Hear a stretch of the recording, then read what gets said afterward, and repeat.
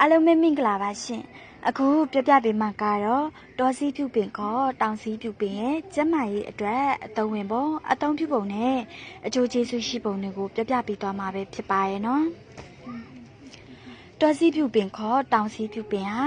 ရည်တင်းယောဂဖြစ်ခြင်းတူတူယောဂဖြစ်ခြင်းအသေးယောဂနဲ့အသေးရောင်အတော်ဝါဖြစ်ခြင်းဘီပိုးစီပိုးယောဂများအသေးအစီဖုံခြင်းအသေးကြီးခြင်းစရာတွေကိုတတ်တာပြောက်ကင်းစေနိုင်မှာပဲဖြစ်တယ်လို့အတွင်းတန်ဖြစ်နေခြင်းတို့ကိုပါတတ်တာပြောက်ကင်းစေနိုင်မှာပဲဖြစ်ပါရဲ့နော်ဒါအပြင်ကြောက်ကဲ့ယောဂစီးကျင်စီအောင်ယောဂစီယောဂအမျိုးမျိုးစီးကျူယောဂတွေကိုလည်းပျောက်ကင်းစေနိုင်တဲ့အာနိသင်ရှိသလိုသွေးပေါင်ကြားစေနိုင်တဲ့အာနိသင်လည်းရှိပါတယ်နော်သွေးတင်းတခြားတက်တွေကိုကြားစေနိုင်တဲ့အာနိသင်စီးကြောက်ကိုပျော်စေနိုင်တဲ့အဆွမ်းအာနိသင်ပဏိစီဝါအာနိသင်များလည်းရှိပါတယ်အစာကိုကြေစေတယ်နှုတ်ကိုမိန်စေတယ်အစိတ်ကိုနိုင်စေတယ်လေကိုတတ်စေတယ်တဲချီနဲ့တဲချီဒေါသကိုနိုင်စေပါတယ်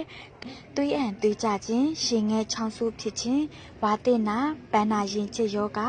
နုံနာချွတ်တိုးခြင်းစတာတွေကိုတတ်တာပြောက်ကင်းစေနိုင်တယ်လို့ထိခိုက်ရှာနာတန်ရာအနာတွေကိုလည်းပြောက်ကင်းစေနိုင်မှာပဲဖြစ်ပါရဲ့နော်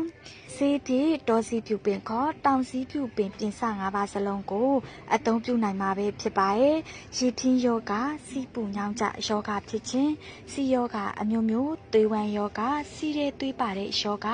စီနေခြင်းစီကျင်စီအောင်ခြင်း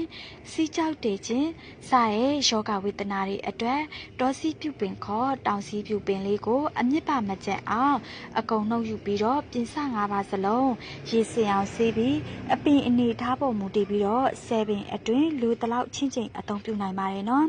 ရေ1လီတာဘူးနဲ့3ဘူးထဲကတပူးစာပြန်ကျင်အောင်ကြိုးချက်ပြီးတော့နေ့စဉ်ပုံမှန်တောက်သုံးပေးသွားခြင်းဖြင့်တတ်တပြောက်ကင်းကြမှာလာစေမှာပဲဖြစ်ပါတယ်အသေးကြီးခြင်းအသေးရောင်ခြင်းအတဝါဖြစ်ခြင်းဘီပိုးစီပိုးယောဂများအသေးအစီဖုံးခြင်းစရဲ့ယောဂဝေဒနာရှင်တွေအနေနဲ့ကတော့ဒေါ်စီပြုပင်ခေါ်တောင်စီပြုပင်ပြင်စ၅ပါးစလုံးကိုရည်စင်အောင်ဆေးပြီးအပင်အနေထားပေါ်မူတည်က7ပင်အတွင်းလူတလောက်ချင်းချင်းအသုံးပြုနိုင်ပါတယ်နော်ရေကတော့1လီတာဘူးနဲ့2ဘူးထဲပါထမ်းဖို့ထညက်5ချက်သားဒါမှမဟုတ်စိတ်နှုတ်စစ်စစ်10ချက်သားရောထည့်ပြီးတော့3ချိုးတချိုးပြန်ကျန်အောင်လို့ကြိုချက်ပြီးတော့တောက်သုံးပေးပါဒီလိုနေ့စဉ်ပုံမှန်တောက်သုံးပေးသွားခြင်းဖြင့်တတ်တာပြောက်ကင်းကျန်းမာလာစေမှာပဲဖြစ်ပါရဲ့နော်ကလေးလူကြီးညပတ်အိမ်မပြောနိုင်တဲ့သူတွေအနေနဲ့လည်းတောစီပြုပင်ခေါ်တောင်စီပြုပင်ပြင်စ၅ပါးစလုံးရဲ့ပြုတ်ရည်ကိုတကြားအနှင်းငယ်ခက်ခါညတိုင်းတောက်ပေးသွားမယ်ဆိုရင်ကောင်းကောင်းအိပ်ပျော်နိုင်စေမှာပဲဖြစ်ပါတယ်နော်ဒါကတော့တောစီပြုပင်ခေါ်တောင်စီပြုပင်လေးကနေရရှိနိုင်တဲ့ကျန်းမာရေးအကျိုးကျေးဇူးတွေပဲဖြစ်ပါရဲ့နော်အားလုံးကိုကျေးဇူးတင်ပါတယ်အားလုံးနဲ့နာယောဂပြားတွေကင်းဝေးပြီးတော့ကျန်းမာဒုက္ခနဲ့တည်ဆုံတဲ့မိသားစုဘဝလေးတွေဖြစ်ကြပါစေရှင်